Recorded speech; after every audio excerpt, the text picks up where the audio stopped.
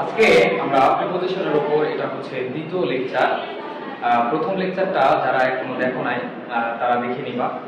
গত ক্লাসে আমি মেবি 8টার মতো প্রিপোজিশন এটা সুন্দরভাবে উদাহরণ দিয়ে গ্লাস এবং হচ্ছে মার্কার দিয়ে সুন্দরভাবে এটা ক্লিয়ার করছি। চলো কথা না বাড়িয়ে ক্লাসটা শুরু করি। আজকের ক্লাসে আমরা শুরু করব। আজকের ক্লাসে আমরা প্রথমে করব হচ্ছে প্রিপোজিশন অফ।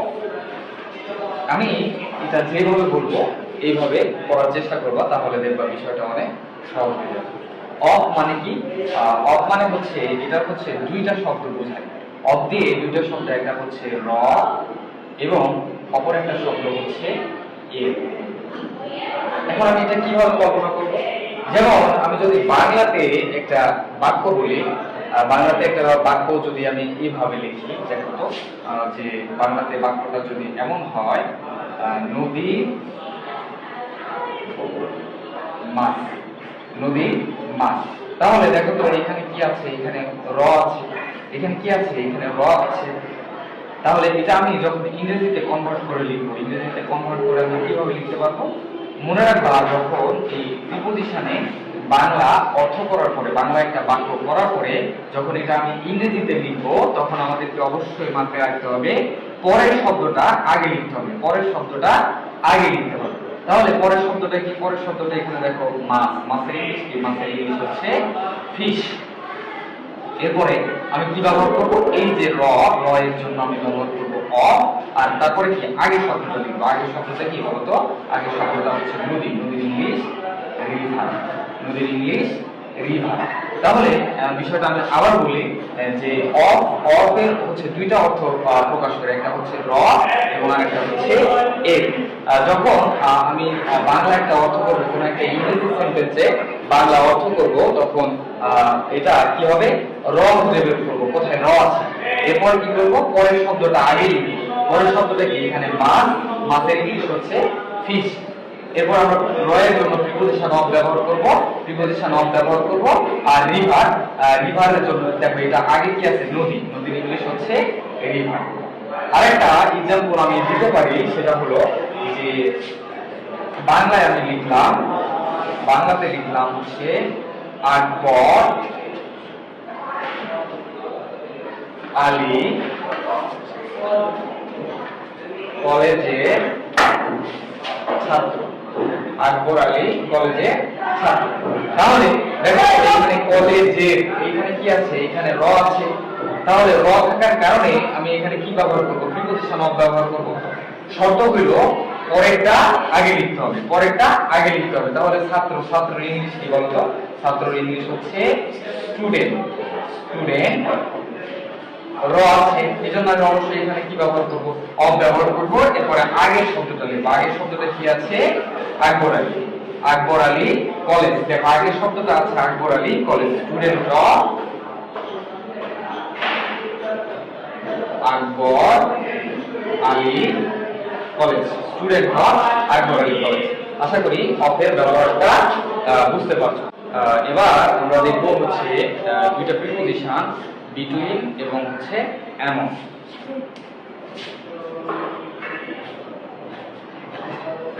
বিটুইন অ্যামং আমরা জানি যে দেখো বিটুইন, বিটুইন মানে হচ্ছে মধ্যে, অ্যামং মানেও মধ্যে।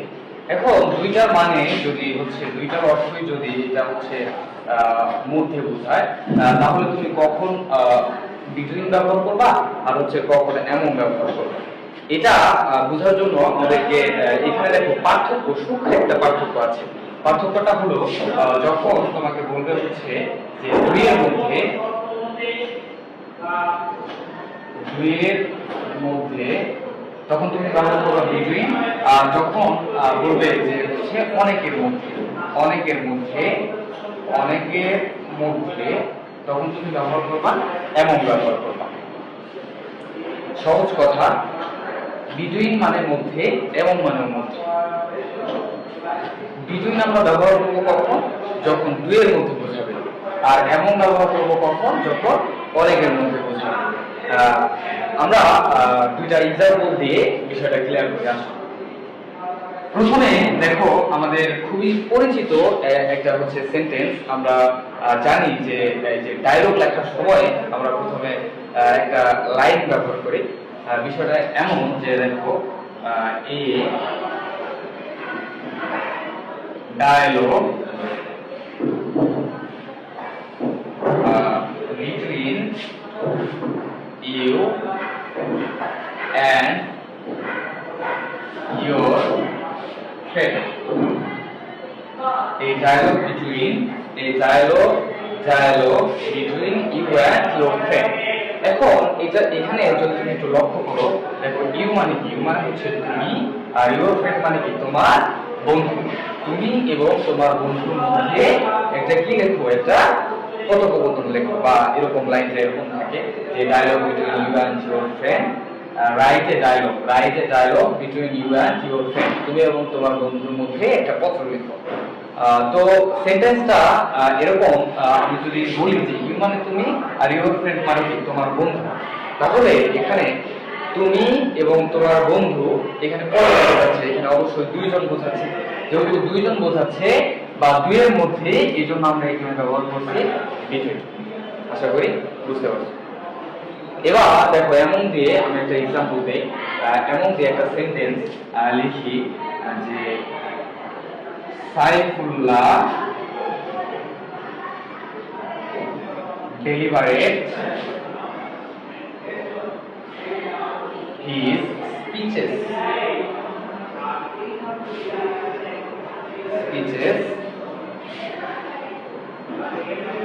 among students. এখন সাইফুল্লাহ ডেলিভারেড হিজ স্পিচ, মানে সাইফুল্লাহ তার বক্তব্য প্রদান করতেছে স্টুডেন্টস। দেখো স্টুডেন্টস মানে কি? এখানে ছাত্রছাত্রী, অনেকগুলো ছাত্রছাত্রীকে বোঝাচ্ছে। তাহলে অনেকগুলো ছাত্রছাত্রীর মাঝে সাইফুল্লাহ তার বক্তব্য দিচ্ছে। সেক্ষেত্রে দেখো যেহেতু এখানে স্টুডেন্টস মানে কি? অনেকের মধ্যে। স্টুডেন্টস মানে কি? অনেক ছাত্রছাত্রী, তার মানে কি? এটা অনেকের মধ্যে। আর অনেকের মধ্যে হলে আমরা জানি যে এখানে কি ব্যবহার করতে হয়? কেমন ব্যবহার করতে হয়। আশা করি বিষয়টা বুঝতে পারছি। এরপরে আমরা আরো কিছু প্রিপোজিশন দেখব, এক্সাম্পলের মাধ্যমে সুন্দরভাবে ক্লিয়ার করার চেষ্টা করব। এরপরে যে প্রিপোজিশনটা আমি লিখবো, এটা একটা সুন্দরভাবে একটা ট্রিকের মাধ্যমে শিখব। ঠিক আছে, প্রথমে আমি এখানে একটা দাগ দিলাম। দাগ দেওয়ার পরে এখানে আমি লিখলাম হচ্ছে, ধরো এখানে লিখলাম হচ্ছে 2000, এটা ধরো 7, এটা কি 2007। আর এখানে আমি লিখলাম হচ্ছে 2000, এখন কি 26 সাল, 2026 সাল। ঠিক আছে। আচ্ছা, প্রথমে আমি যেভাবে বলতেছি এইভাবে দেখো, এরপরে বিষয়টা ক্লিয়ার হয়ে যাবে। তো এখন কোনো একটা বিষয় পূর্বে থেকে শুরু হয়েছে, পূর্ব থেকে এটা হচ্ছে চলমান, বা পূর্ব থেকে এটা হয়ে আসতেছে, এরকম কোনো কিছু বোঝাচ্ছে। যেমন আমি যদি বলি যে এখানে আমি 2000 সাল থেকে বসবাস করে আসছি, এইখানে আমি 2000 সাল থেকে বসবাস করে আসছি। তাহলে এখন আমি সেন্টেন্সটা কিভাবে লিখতে পারবো? তাহলে যদি পূর্বের কোনো ঘটনা বা পূর্বের কোনো সময় থেকে বোঝায়, তাহলে এখানে অবশ্যই কি বলবে? এখানে সিন্স বলবে। আর অতীতের বিষয় বোঝাইলে এখানে কি করবে? সিন্স বলবে। আর যদি ভবিষ্যতের কোনো কিছু বোঝায়, বা ভবিষ্যতে আমি কোনো একটা কাজ করব, বা ভবিষ্যতে আমি হচ্ছে এখানে বসবাস করার পরে একটা সময় গিয়ে এখান থেকে আমি চলে যাব, এরকম কিছু যদি বোঝায়, তাহলে সেক্ষেত্রে আমরা ব্যবহার করব টিল এবং হচ্ছে আনটিল। টিল এবং আনটিল ব্যবহার করব। টিল এবং আনটিল ব্যবহার করব। এরপরে দেখো তো এইখান থেকে যেহেতু এই যে একটা সময়, এইখান থেকে দেখো তো একটা সময়, এখানে একটা সময় আছে না? এখান থেকে যে একটা গ্যাপ, 2000 থেকে 2026 সাল, তাহলে এখানে কয় বছর বলো তো? এখানে আমি বলতে পারি দিয়েছি ধরো 26 বছর। হ্যাঁ, ইয়াস, OIARS, 26 ইয়ার, মানে এখানে 26 বছর। তাহলে দেখো 2000 সাল থেকে 2026 সাল পর্যন্ত এখানে আমার কত বছর হইল? এখানে বছর হইল 26 বছর। এইখানে আমি কি ব্যবহার করবো? এর মাঝের সময়, অর্থাৎ 2000 থেকে 2026 এর মাঝে সময় বোঝাতে আমি এটা কি ব্যবহার করবো, ফর ব্যবহার করবো। আমি আবার বলতেছি যে প্রথমে আমি এখানে ধরলাম যে কোনো একটা ঘটনা বা কোনো একটা কাজ এটা অতি সময় থেকে হয়ে আসতেছে,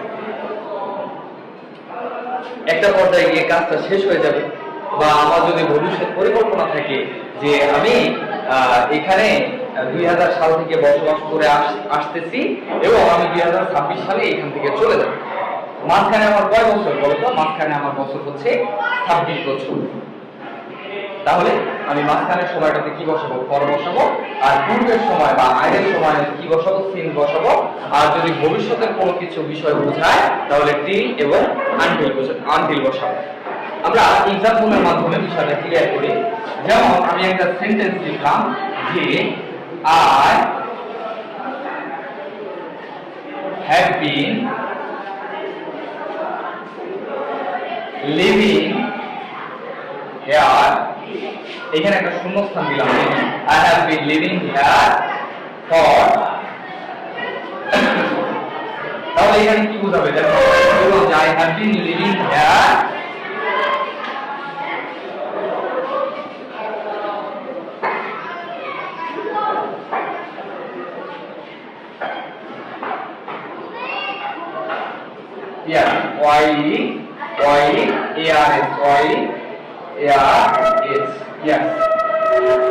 দেখো sentence I have been living here 2000 years, মানে এখানে আপনি 2000 বছর থেকে বা 2000 সাল থেকে, যেটাই বলো 2000 সাল থেকে আমি এখানে বসবাস করে আসতেছি।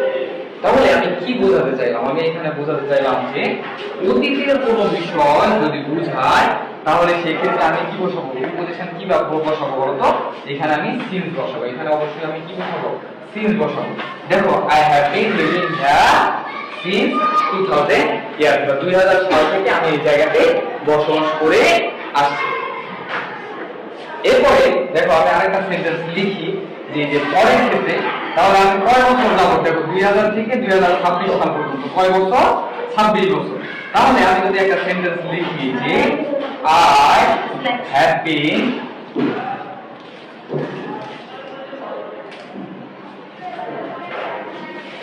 লিভিং হিয়ার কত ইয়ার বলতো? 26 ইয়ার, 26 ইয়ার, 26 ইয়ার। I have been living here 26 years. এখন দেখো এখানে যেহেতু বলতেছে যে 2000 থেকে 2026 সালের মধ্যে আমার কয় বছর সময় আমি এখানে বসবাস করছি বা এখানে আমি স্থায়ী ছিলাম 26 বছর, তাহলে সেক্ষেত্রে আমি কি ব্যবহার করবো? সেক্ষেত্রে আমি ব্যবহার করবো for.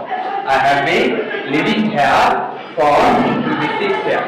I have been living here for 26 years. দেখো আমি আরেকটা एग्जांपल দেই যে টিল আনটিল কখন ব্যবহার করব। আমি আগেই বলছি যে যদি ভবিষ্যতের কোনো পরিকল্পনা বা ভবিষ্যতে আমি কি করব এটা বোঝায় তাহলে সেক্ষেত্রে আমি টিল বা আনটিল, বা ভবিষ্যতের সময় পর্যন্ত যদি বোঝায় তাহলে সেক্ষেত্রে আমি টিল বা আনটিল ব্যবহার করব। তাহলে এখন আমি एग्जांपलটা দিতে পারি। দেখো যে ভবিষ্যতের সময় যদি বোঝায় তাহলে অবশ্যই কি হবে বলতো? অবশ্যই হবে I will have been living here, তাহলে শূন্যস্থানে কি হবে বলতো? লিভিং হিয়ার কত? 2026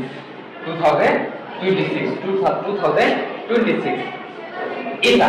তাহলে দেখো আমি যদি ভবিষ্যতে আমি কি করব? I will have been living here, মানে আমি বসবাস করব কত সময় পর্যন্ত বা কত সময় পর্যন্ত বসবাস করব, সেক্ষেত্রে আমি এখানে কি ব্যবহার করব বলতো?